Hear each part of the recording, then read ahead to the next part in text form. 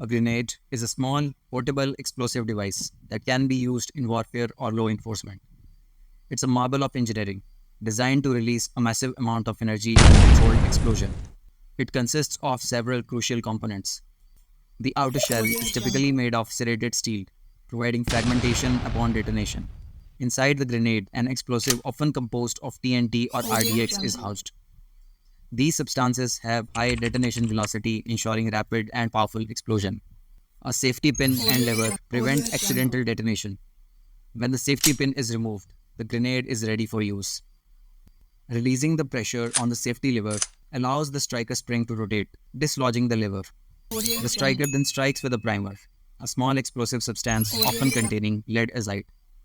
The ignited primer generates sparks that ignites the delay element, usually made of slow-burning material like black powder.